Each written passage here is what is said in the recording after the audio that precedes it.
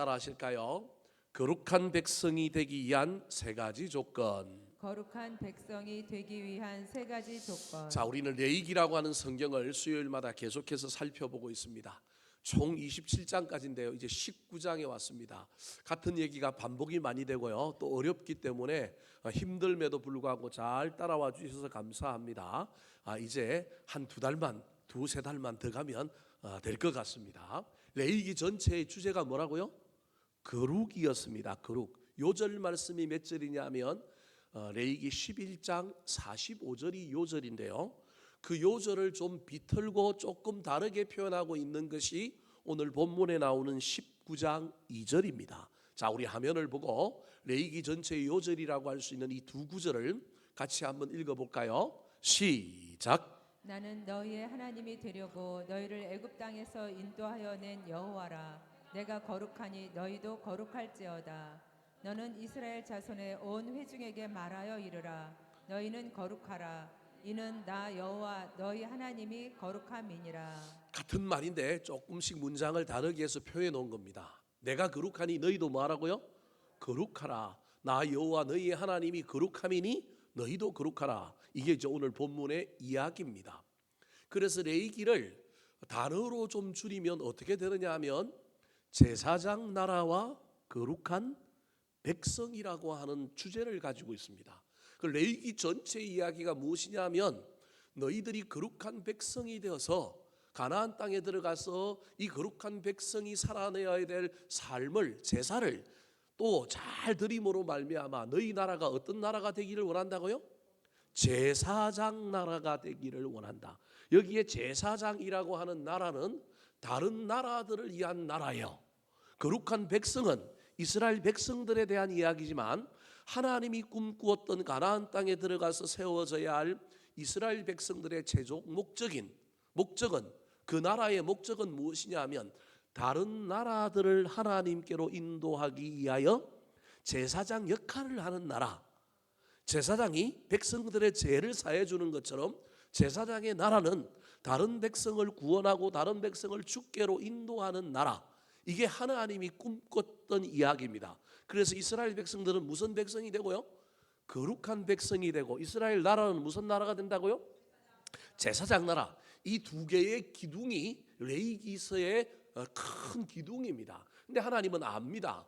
나라를 만드는 것이 먼저가 아니라 뭐가 먼저라고요? 백성이 되는, 거룩한 백성이 되는 것이 먼저다. 그리고 그 백성들이 모여서 살아내어야 할 꿈, 그것이 무엇이냐면 제사장 나라였습니다. 왜곡되고 편협한 거룩한 백성이 되고 말았고, 제사장 나라라고 하는 큰 꿈은 잊어버렸습니다. 도리어 우리가 선민이다, 우리만 구원받는다, 저 이방 민족들은 지옥의 땔감이다, 이렇게 하나님이 원했던 모습하고 다르게 거룩한 백성도 되지 못하고 제사장 나라도 되지 못한 것이 이스라엘 백성들의 현실이었습니다. 사랑하는 성도 여러분, 이 이야기는 오늘날 우리의 이야기이기도 하기 때문에 우리도 여전히 이 딜레마에 빠져 있지만 저와 여러분이 이 두 가지 목적을 잘 기억했으면 좋겠습니다. 내가 거룩한 백성이 되어서 내가 제사장 나라는 아닐지라도 내가 제사장의 역할을 감당해야 된다.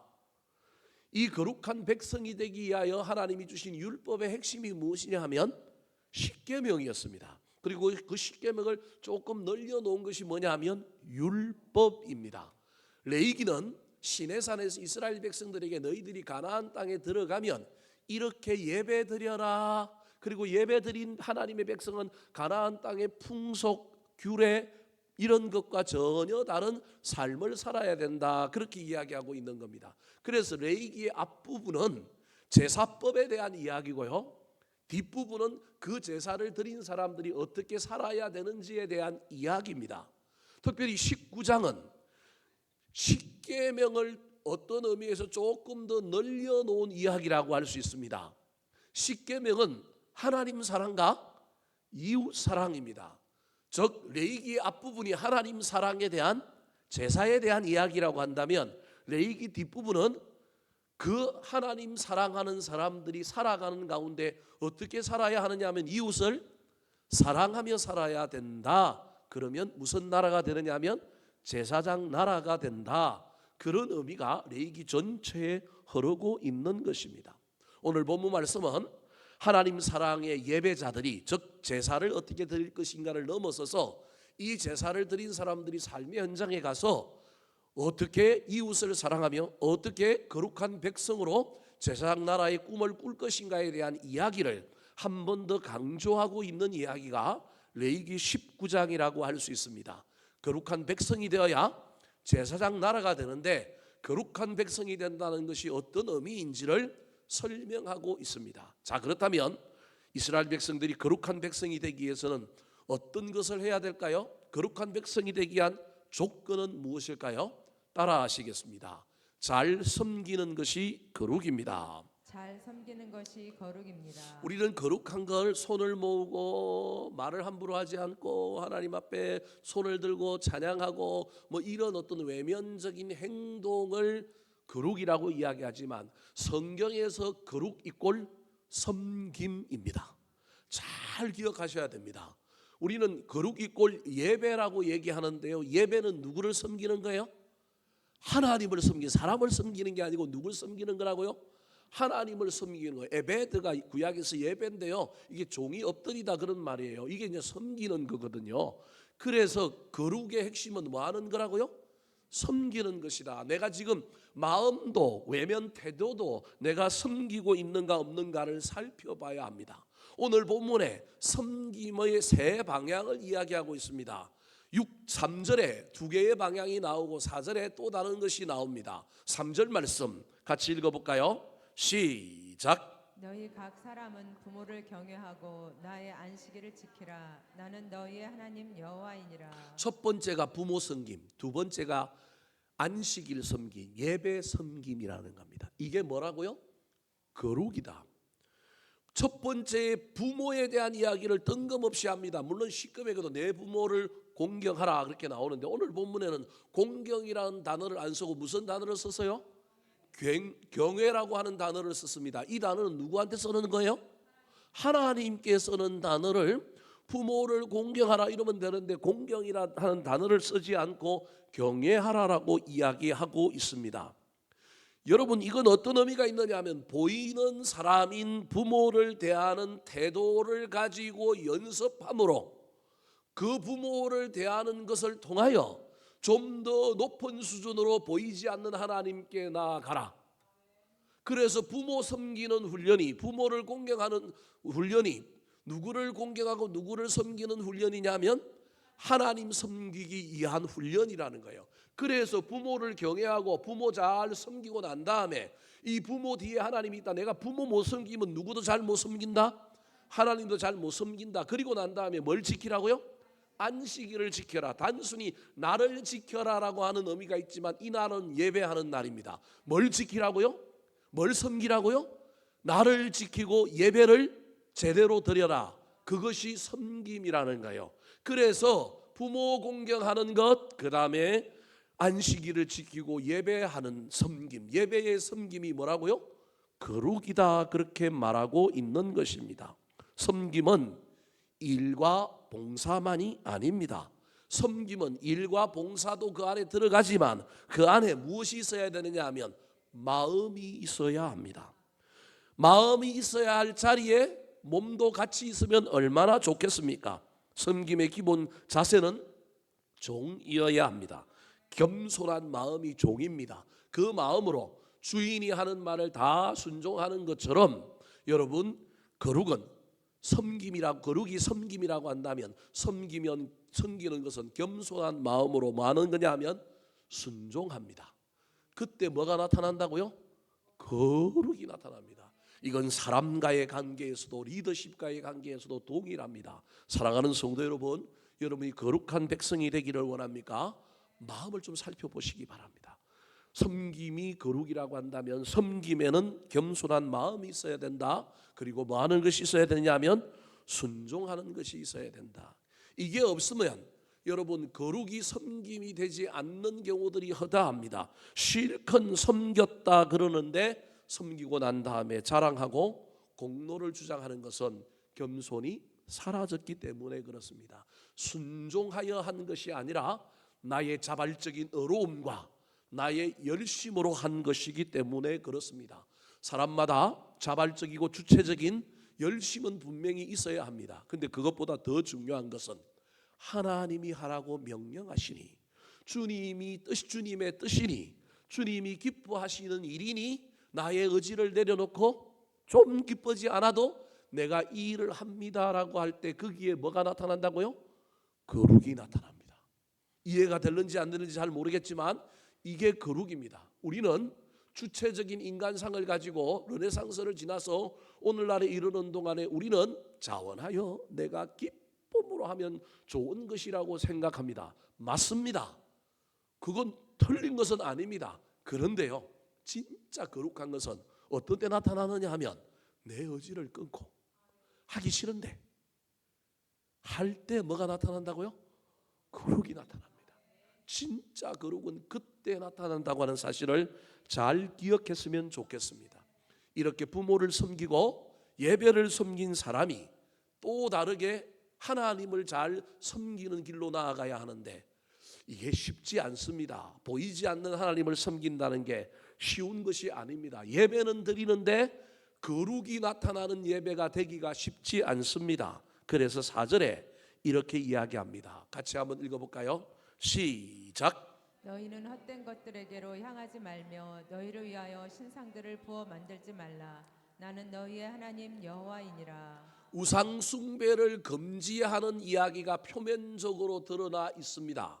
그런데 표면적으로 드러나는 의미 말고도 이 안에 숨겨져 있는 또 다른 의미는 무엇이냐 하면 너희들이 섬김이 거룩이라는 걸 알아야 되는데 그 섬김은 자발적으로 자원하여 기쁨으로 하는 섬김도 좋은 것이지만 때로는 하나님이 하라고 하는 것, 내가 원하지 않는 것, 좀 불편한 것, 힘드는 것, 손해보는 것, 이런 일을 할 때 뭐가 나타난다고요?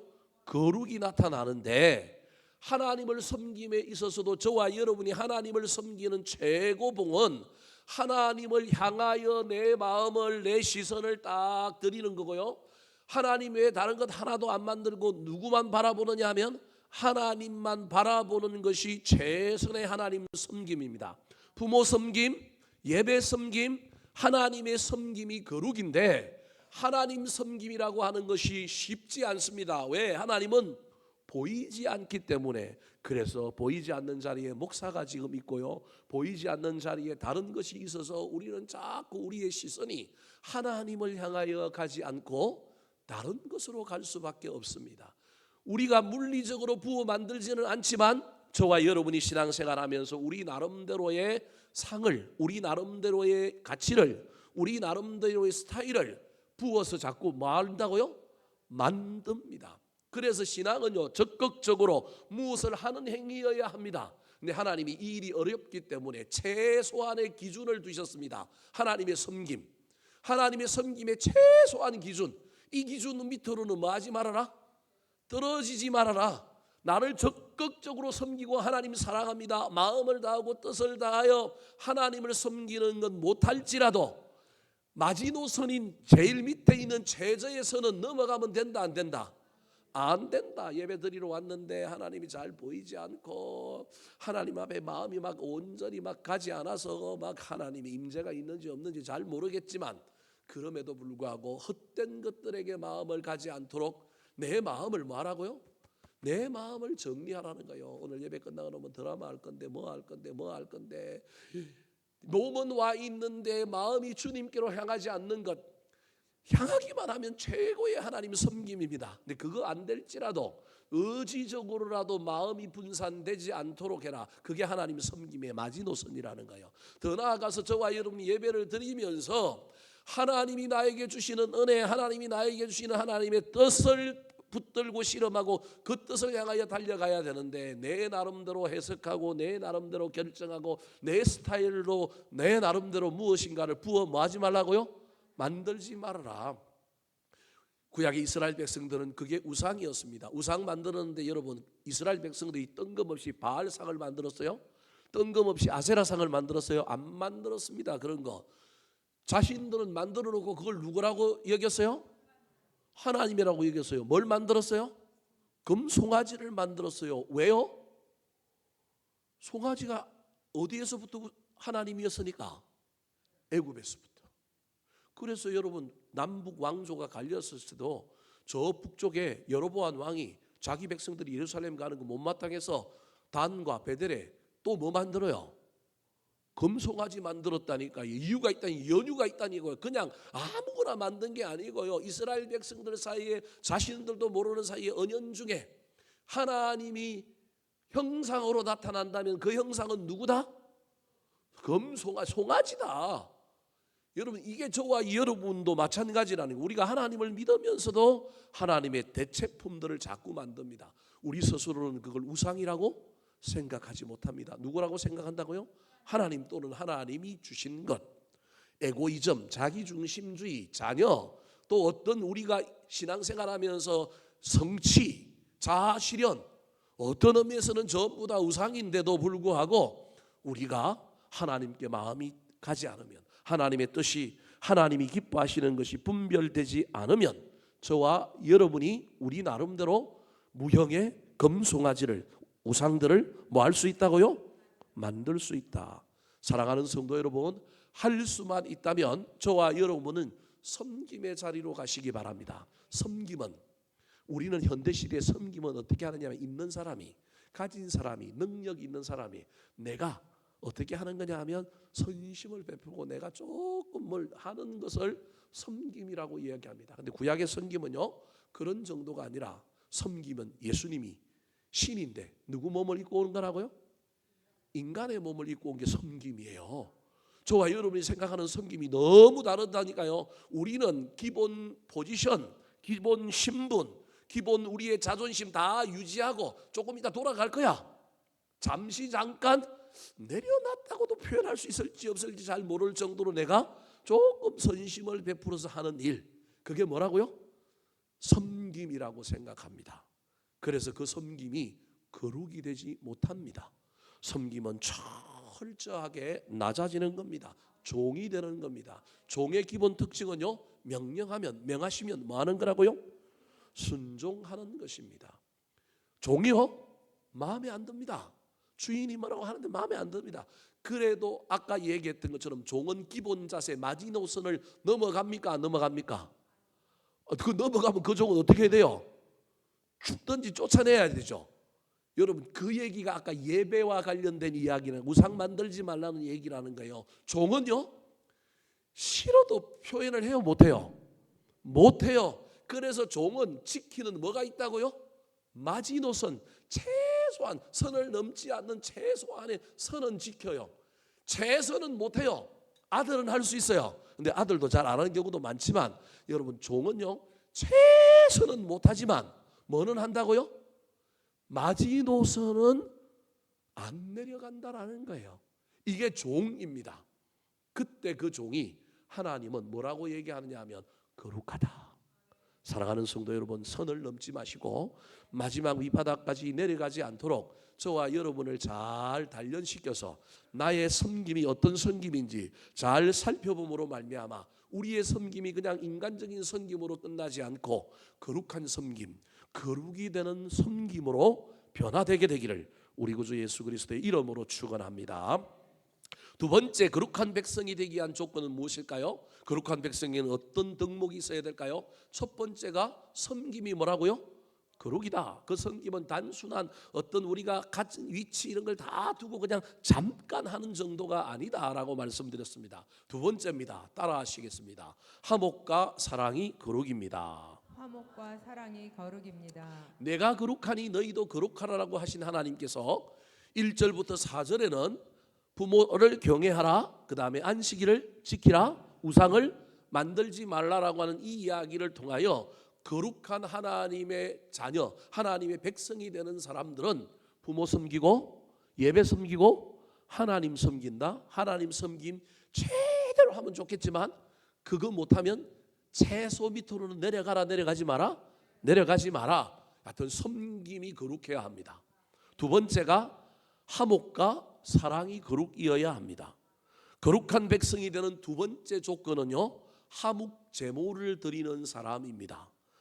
5절과 6절 말씀 같이 읽어볼까요? 시작. 너희는 화목 제물을 여호와께 드릴 때에 기쁘게 받으시도록 드리고 그 제물은 드리는 날과 이튿날에 먹고 셋째 날까지 남았거든 불사르라. 자, 이스라엘 백성이 드렸던 5대 제사 중에 화목제라고 하는 제사가 있습니다. 번제는요, 헌신을 이야기하는 것이라고 한다면, 화목제는요, 십계명의 앞부분과 뒷부분을 연결하는 제사입니다. 하나님께도 드릴 뿐만 아니라 누구에게도 해당이 되느냐 하면 제사장과 일반 회중들, 예배자들과 연결되는 제사가 무슨 제사냐면 화목제사입니다. 그래서 우리 하나님이 제일 좋아하는 제사는 번제지만, 번제 다음으로 우리 하나님이 기뻐 받으시는 제사가 뭐 소제는 아니다, 뭐 속건제는 아니다, 속제제는 아니다, 그런 말이 아니라 화목제를 우리 하나님 좋아하십니다. 그래서 6절에 너희는 화목제물을 여호와께 드릴 때에 기쁘게 받으시도록 드리고, 너희들이 이 양 드릴 제사라고 한다면 하나님이 기쁘게 받도록 잘 준비해서 드려라라고 하는 말이 1차적으로 문자적인 의미입니다. 근데 저 안에 또 다른 들어있는 의미는 화목 제물을 우리 하나님이 기뻐 받으신다라는 거예요. 그런데 기뻐 받으시는 그 제사를 기뻐 받지 않도록 드리는 경우가 있어서 저 표현을 쓰고 있는 거예요.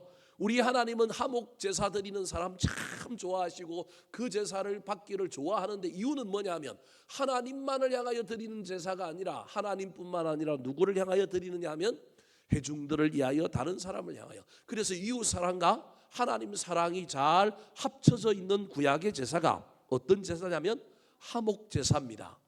그래서 화목 제사는 드리고 난 다음에 기름과 콩팥은 번제로 불을 태워서 누구한테 드리느냐 하면 하나님께 드리고요, 고기는 넓적다리 같은 경우에는 제사장에게 주고요, 나머지 고기는 돌려받아서 가족들과 함께, 그 다음에 예배 드려온 사람들과 함께, 이웃들과 함께 뭐 하게 되어 있다고요? 나누어 먹는 제사가 화목제입니다.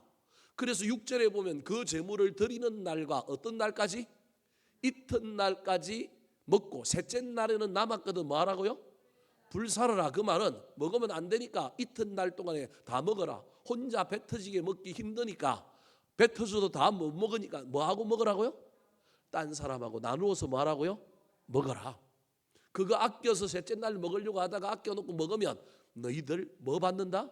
벌 받는다. 그걸 나중에 7절에는 끊어진다라고 표현하고 있는 거예요. 그러니까 화목제를 통하여 우리 하나님께서 거룩한 화목 제물, 제물이 거룩해지고 그 제사가 거룩해지려면 거기에는 필연적으로 무엇이 있어야 되느냐 하면 이웃과 화평하게 지내라. 음식 나눠 먹으면서 화평하게 지내라. 이웃을 향하여 사랑을 나누어라. 화목과 사랑의 나눔이라고 하는 의미가 들어있는 것이 무엇이냐 하면 화목 제물이라는 거예요. 근데 화목 제물을 드리려면 제물이 크단 말이에요. 비둘기 갖고는 화목제물, 화목제에 들어갈 수가 없어요. 화목제에는요, 번제에는 비둘기 드릴 수 있어요. 소제에는 뭐 드릴 수 있어요?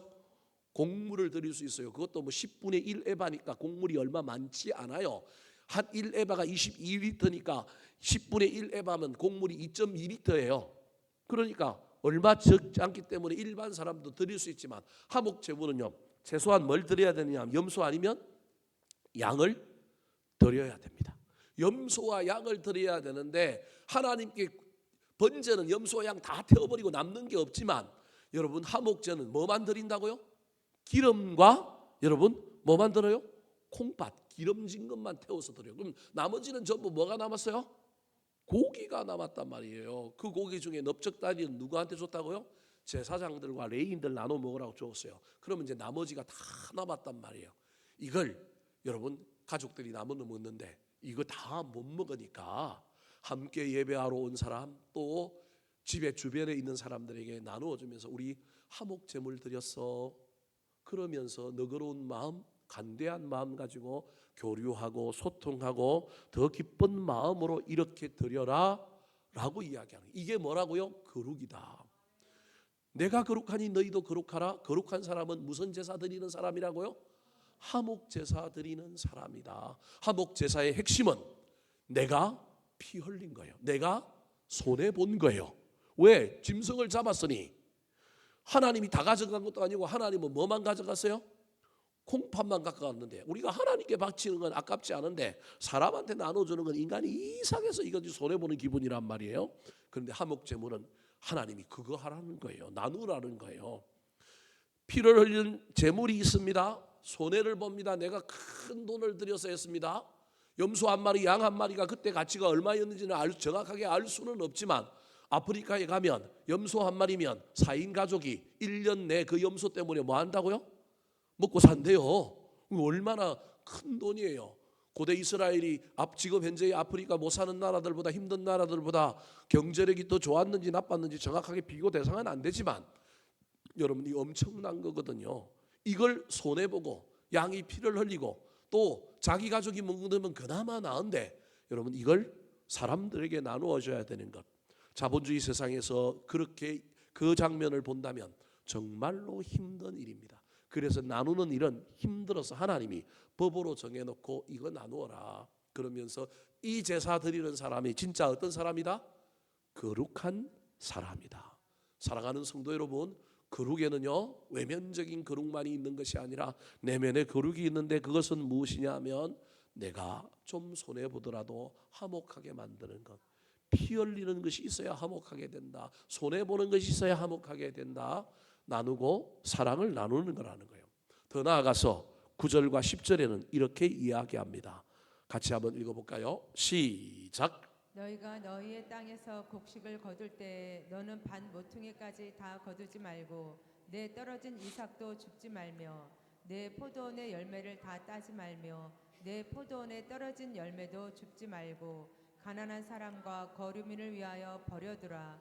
나는 너희의 하나님 여호와이니라. 5절 6절은 생색이라도 낼 수 있습니다.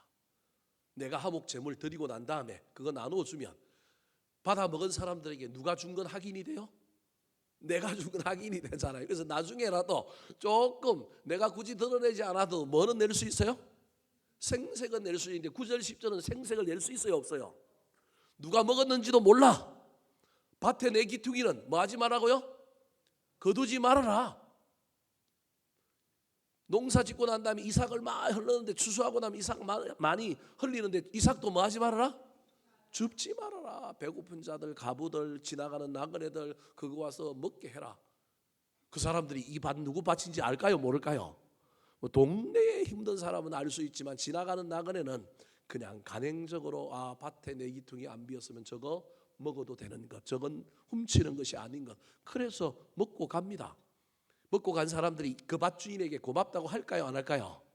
물론 마음이야 있겠지만 그거 자기들 찾아와고 아이고 고맙습니다 감사합니다. 그리고 이게 일반적인 문화가 됐다고 한다면 여러분 사람들은 문화가 된 속에서는 특별히 더 감사함이 없습니다. 제도가 되고 문화가 되면 이건 당연한 거고 이거 안 한 밭을 보고 도리어 안 한 밭 그놈들을 향해 이 밭은 누구 밭이야 이거 주인 찾아가지고 분명히 자기들도 그걸 대가를 누리는 것인데도 불구하고 그렇게 얘기한다니까. 누리면 누리게 해준 사람들을 찾아서 귀하게 여겨야 되는데 그 짓은 안 하면서 안 한 사람들이 있으면 어떻게 해요?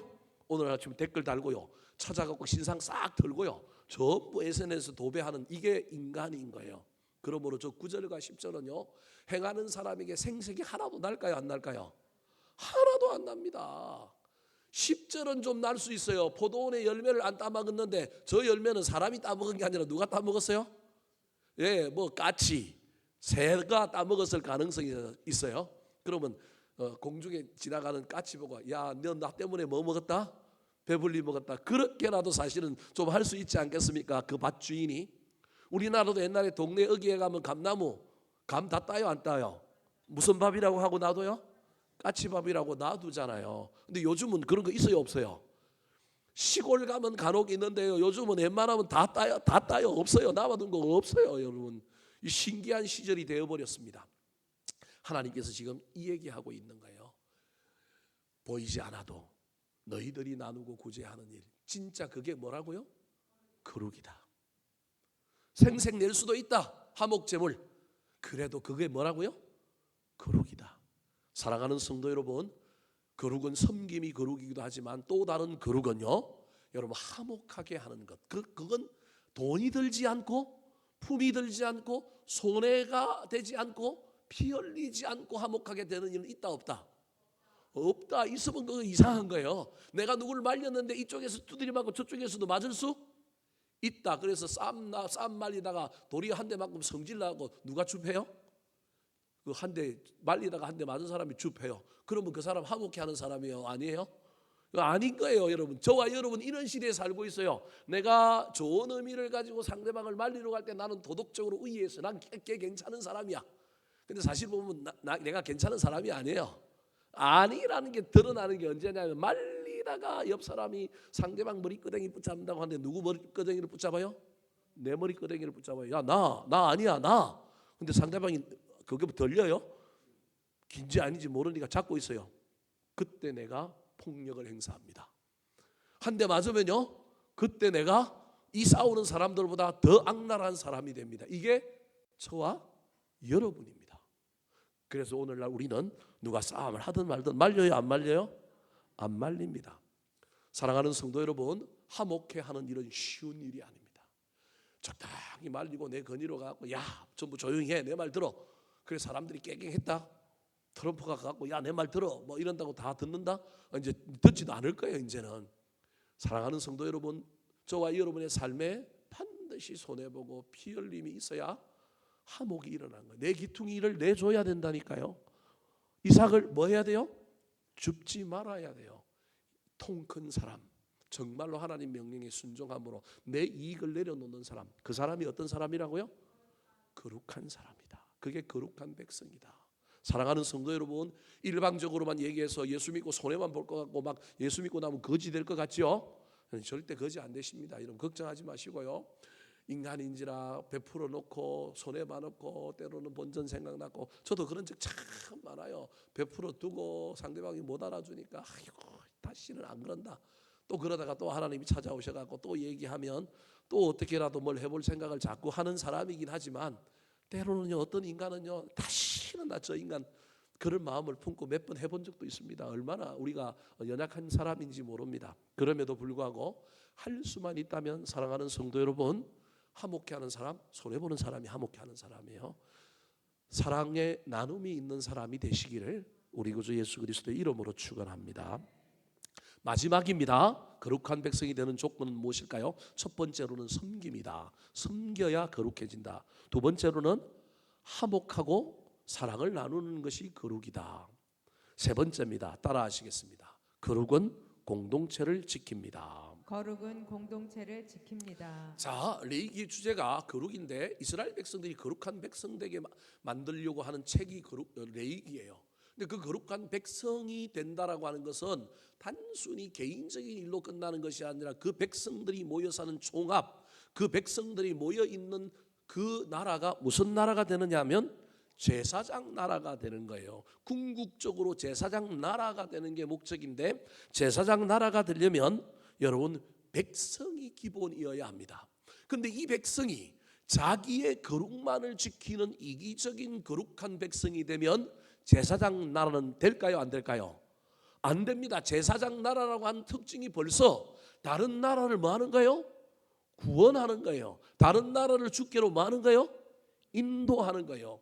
구약에서 이스라엘 백성들이 이걸 잃어버렸기 때문에 신약에 예수 그리스도가 오셨고 선교와 전도가 이제 나오는 거예요. 이유가 거기에 있는 거예요. 이게 제사장 나라의 핵심인 거예요. 그런데 제사장 나라가 되려면 반드시 뭘 넘어서야 되느냐 하면 이기주의, 자기중심주의를 넘어서야 합니다. 뿐만 아니라 개인의 거룩을 넘어서 무엇을 지킬 수 있어야 되느냐 하면 공동체의 거룩을 지키는 사람들의 윤리의식, 신앙의식이 고치되어야만이 무슨 나라가 되느냐 하면 제사장 나라가 되는 겁니다. 그래서 거룩의 문제를 저와 여러분이 개인의 신앙의 문제로만 이해하고, 우리는 개인주의 시대에 또 우리가 개교회주의로 살다 보니 개교회주의에 있는 우리도 전부 여러분인 우리 신앙만 오르면 돼라고만 생각하고 내 신앙의 유익, 내 신앙의 정진, 내 신앙의 진보만을 위하여 살아갑니다. 그런데 오늘 본문은 그렇게 이야기하지 않습니다. 네 신앙도 바로 세워야 되지만 네 신앙의 완성은 공동체를 뭐하게 하는 거라고요? 세우고 거룩하게 하는 거다. 자, 11절 12절 말씀 같이 읽어볼까요? 시작. 너희는 도둑질하지 말며 속이지 말며 서로 거짓말하지 말며 너희는 내 이름으로 거짓 맹세함으로 내 하나님의 이름을 욕되게 하지 말라. 나는 여호와이니라. 개인의 신앙 윤리를 넘어서서 공동체 안에서 내가 하지 말아야 할 5개를 이야기하고 있는 거예요. 저게 이제 십계명에 나오는 거하고 똑같은, 하반부에 나오는 것하고 똑같은 거예요. 도둑질하지 말라, 내 이웃에 대하여 거짓 증거하지 마라, 뭐 이런 얘기하고 똑같은 얘기고요. 12절에 나오는 하나님의 이름을 욕되게 하지 말라는 십계명 2계명에 나오는 이야기하고 똑같은 거예요. 그래서 십계명을 조금 더 다양하게 풀어놓고 있는 것이 몇 장이냐면 레위기 19장이라고 이해하면 되고요. 레위기 19장의 주제는 하나님 사랑과 이웃 사랑, 이게 거룩한 백성의 특징이라고 전체적으로 다 까먹어도 이해하면 돼요. 지금 11절과 12절에서는 뭐라고 얘기하고 있느냐 하면 개인의 거룩을 넘어서서 내 개인의 거룩의 유익을 위하여 공동체를 망가뜨리면 안 된다. 더 나아가서 개인의 거룩을 이루었다 할지라도 개인의 거룩을 이룬 사람은 반드시 공동체가 거룩하도록 공동체를 뭐 하는 사람이냐면 지키는 사람이다. 그래서 거룩한 하나님의 백성의 거룩은 나만을 지키는 것이 아니라 어디를 지킨다고요? 내가 속해 있는 공동체를 지키는 거예요. 거룩하다라고 하는 건 내 안에 뭐가 못 들어오게 만드는 걸 지키는 거잖아요. 그래서 나의 영성을 지키고 나의 신앙을 지키는 결과 거룩해진 거예요. 나한테 있는 걸 뭐 하는 거예요? 태우고 내어보내는 거잖아요. 마찬가지로 저와 여러분이 거룩한 하나님의 백성으로 거룩한 백성이 된 사람들은 반드시 나만을 지키는 걸 넘어서서 무엇을 지켜야 된다고요? 공동체를 지켜야 된다는 거예요. 그래서 저기 도둑질하지 말라라고 하는 말은 구제와 나눔의 시대에 이미 모퉁이리, 이삭 죽기 다 하도록 만들어 놨잖아요. 그래서 먹고 사는 문제에 어려움이 없도록 만들어 놨기 때문에 사실은 도둑이 있으면 된다 안 된다? 안 된다. 여러분, 이스라엘 백성 십계명에 나오는 도둑은 오늘날 우리의 먹고 사는 문제가 힘들어서 하는 도둑질이 아니라 뭐 하고자 하는 도둑질이에요? 더 가지고자 하는 욕심의 도둑질. 십계명에서 도둑질하지 말라라고 하는 이야기는 저런 거라니까요. 우리는 그냥 단순히 도둑질, 남의 걸 훔치는 것만을 도둑질이라고 이야기하는데 저 도둑질의 본질이 뭐냐 하면 이미 이스라엘이라고 하는 나라는 하나님 나라의 법칙에 의하여 이스라엘 백성들에게는요, 고아, 가부, 하나님의 백성들로 돌보게 돼 있고요, 여러분 모퉁이 비지 않고요, 이삭 죽지 않고요, 포도원의 열매 뭐 해놨다고요? 다 두게 돼 있어요. 그래서 최소한의 안전장치, 오늘날로 치면 사회보장제도가 율법 안에서 잘 되어 있는, 우리 오늘날의 수준처럼 발달된 수준은 아니지만 그 시절에 다른 어떤 나라보다도 아무리 못 사는 사람도 가부도 고아도 뭐 할 수는 않는다? 죽지는 않는다. 무슨 말씀이 이해되십니까? 심지어 옷을 저당 잡혔는데도 밤 되면 그 옷을 어떻게 해야 된다고요? 돌려줘야 된다. 이런 나라가 이스라엘 나라라니까요. 하나님 나라의 이스라엘 백성들의 윤리와 도덕이 그렇게 지배했다니까요. 그러므로 도둑질이라고 하는 건 정말로 내가 먹고 못 살아서 어쩔 수 없이 장발장이 빵 훔치는 도둑질이 아니라 이건 뭐 하는 도둑질을 하면 안 된다는 거예요. 내가 가지고 있는 욕심 때문에 더 가지려고 하는 욕심, 그건 된다 안 된다? 안 된다. 내 이웃의 아내를 탐하지 말라. 아내가 없어서 탐한 게 아니고 아내가 뭐예요? 있어요. 그 시절은 일부 다처제였다니까요. 더 있는데도 훔쳤다. 그게 누구예요? 다윗. 우리아의 아내를 뭐 한 거예요? 훔친 거예요. 단순히 간음이 아니라 도둑질한 거예요. 훔친 거라니까요, 여러분. 그래서 지금 하나님께서 이 이야기를 거룩한 백성과 관련하여 이야기하면서 도둑질은 단순한 물건의 이동과 내가 먹고 살기 힘들어서 남의 걸 잠시 나는 빌려왔고 상대방이 보기에는 그 훔쳐왔고, 그죠? 그런 정도의 이야기가 아니라 이건 공동체를 망가뜨리는 일이다. 남의 시간과 남의 에너지를 훔치는 것이다. 누군가가 수고하고 누군가가 애써서 만들어 놓은 것을 내가 먹고 살기 힘들어서 정말로 가져온 이런 사회가 아닌데 너희들이 그걸 가지고 왔다? 이건 그로 말미암아 공동체를 약육강식으로 만들고 공동체를 뭐 하게 될 거다? 망가뜨리게 될 거다. 속이고 거짓말한다라고 하는 말은 속이는 것은 행동으로 하는 거고요, 거짓말은 뭘로 해요? 말로 하는 거예요. 누가 시퍼렇게 살아있는데? 오늘날 우리와 달리 이스라엘 백성들은 하나님이 두 눈을 시퍼렇게 살아있다는 거 알잖아요. 모세에게 직접 얘기하시기도 하고요. 이스라엘 백성들에게 직접적으로 말하기도 하고요. 우리와 천둥으로 분명히 하나님의 존재를 알잖아요. 우리보다 여러분 중에 하나님이 직접 말하는 거 들은 사람 있어요? 우리보다 하나님이 살아계신다는 걸 정확하게 알고 있는 사람이 이 시대에 이스라엘 백성이란 말이에요. 근데 그 백성들은 늘 하나님이 불꽃 같은 눈으로 보고 계시다는 걸 우리보다 훨씬 더 느끼는 사람들이에요. 우리는 간혹 잊어버리잖아요.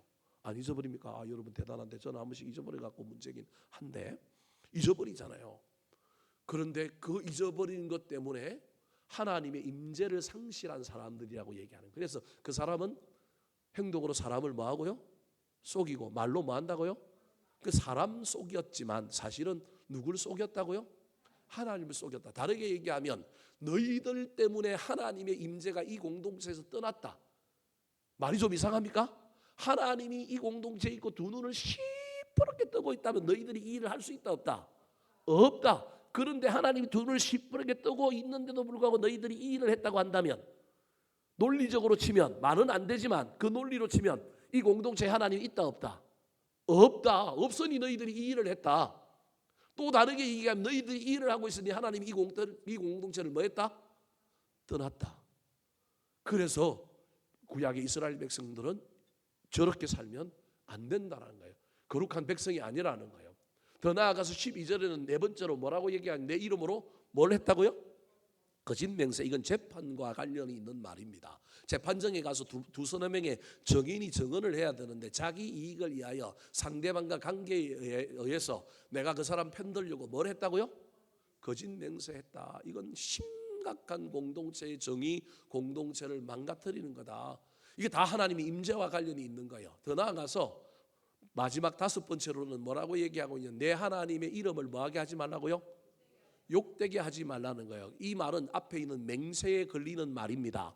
맹세라고 하는 말은 마태복음에 보면 예수님께서 위로 하늘로도 맹세하지 말고 아래로 땅으로 하나님의 발등상으로도 뭐 하지 말라고요?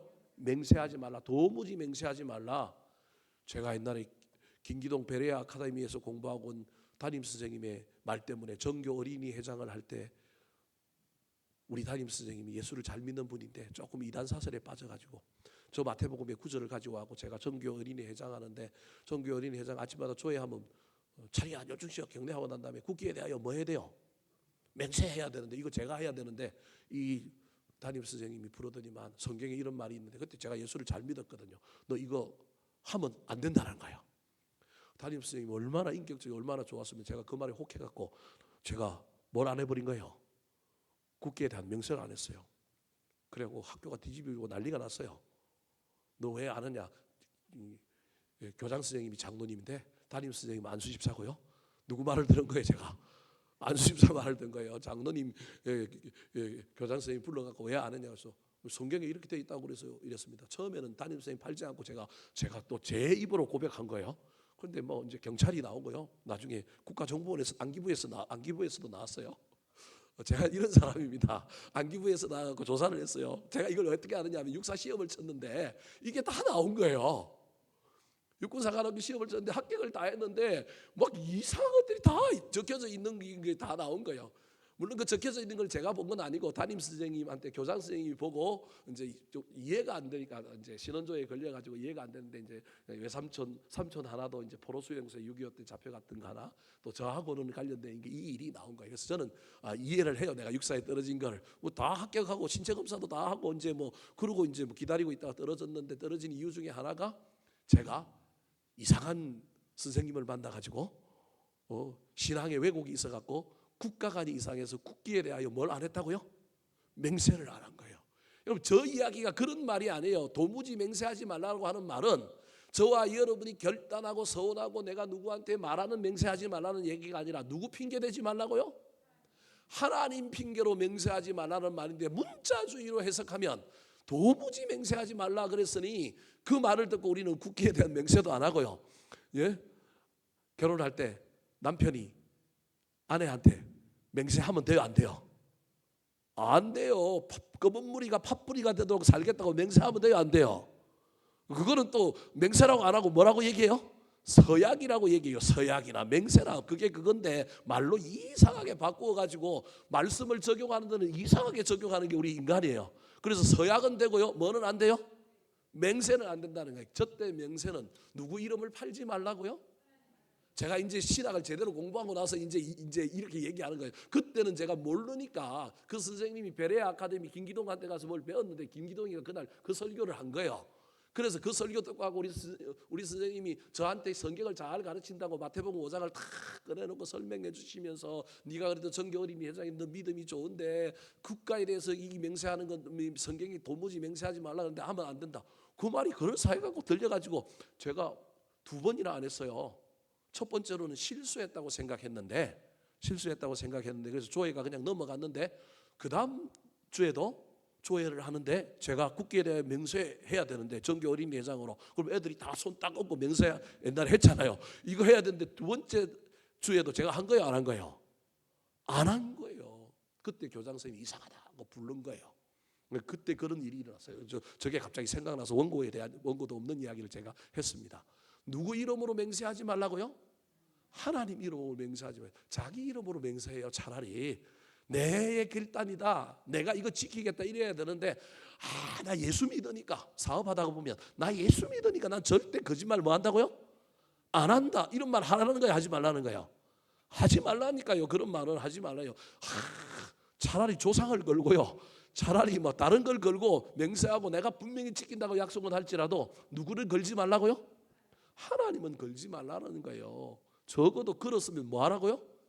지켜야죠. 지킬 자신도 없는데 상황이 안 되는데 왜 그러느냐. 저 12절이 그런 거예요. 내 이름으로 거짓 맹세했다라는 거예요. 하나님의 이름을 대고 지키지도 못할 약속을 함으로 말미암아 누구의 이름을 욕되게 했다고요?